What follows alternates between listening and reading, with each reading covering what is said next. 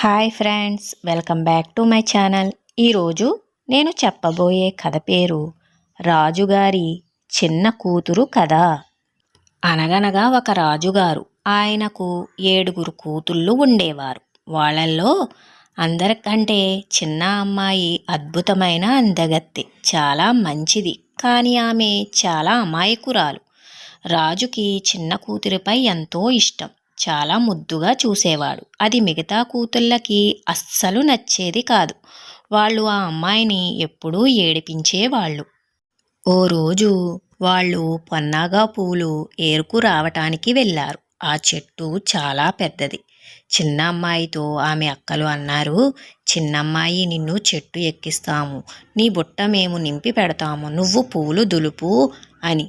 అందరూ కలిసి చిన్నమ్మాయిని చెట్టు ఎక్కించేశారు. ఆమె పూలన్నీ దులిపింది.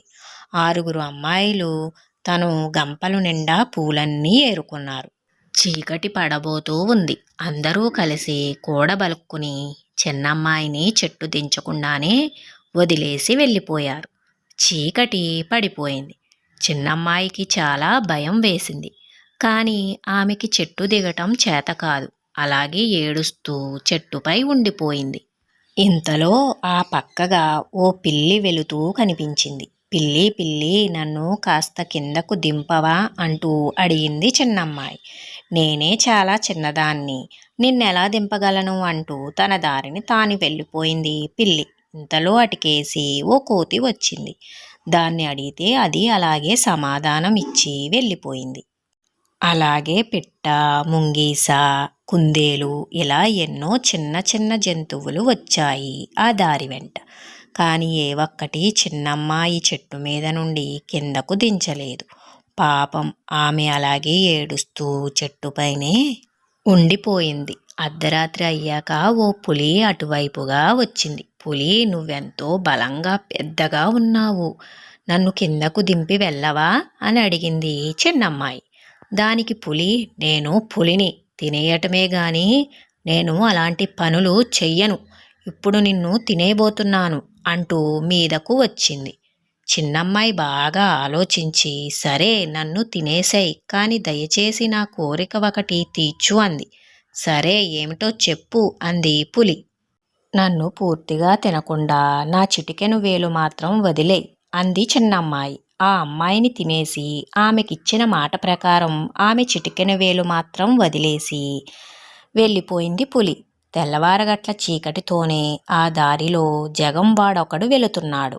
ఆ చెట్టు కింద పడి ఉన్న ఆమె చిటికెన వేలు అతడి కాలికి తగిలింది. అతడు దాన్ని సొంటి కొమ్ము అనుకుని తీసుకెళ్ళి ఓ కుండలో పెట్టేసి మర్చిపోయాడు. కొద్ది రోజులు పోయాక ఆ జంగంవాడికి ఓ రోజు బాగా తలనొప్పి వచ్చింది. కుండలో దాచిన సొంటి కొమ్ము గుర్తుకొచ్చింది. దానితో తలకు పట్టీ వేసుకుంటే తలనొప్పి తగ్గిపోతుంది. అందుకే వెళ్ళి కుండ మూత తీసి చూశాడు. విచిత్రంగా దాంట్లోంచి అమ్మాయి బయటికి వచ్చింది. ఆమెను చూసిన జంగం, వాడు పిల్లలు లేని తనకు దేవుడే ఆ పిల్లను పంపాడు అని మురిసిపోయి పెంచుకున్నాడు.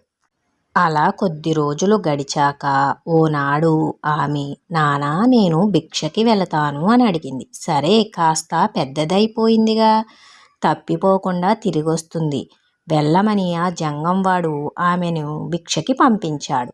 ఆమె అందరి ఇంట్లో తిరుగుతూ రాజుగారింటికి వెళ్ళింది. అక్కడికి వెళ్ళగానే ఆమెకి గతం గుర్తుకొచ్చింది. వెంటనే ఇలా పాడింది. ఒక రాజుకి 7 పిల్లలం, పొన్నా పూలకు పోయాము, పొన్నా చెట్టు ఎక్కాము, అక్కలు వదిలిపోయారు, పులిరాజు బుక్క పెట్టే భిక్షాం దేహి.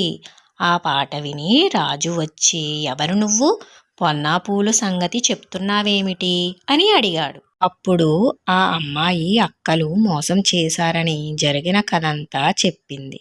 ఆమె చిన్నమ్మాయి అని రాజు ఎంతో సంతోషించాడు.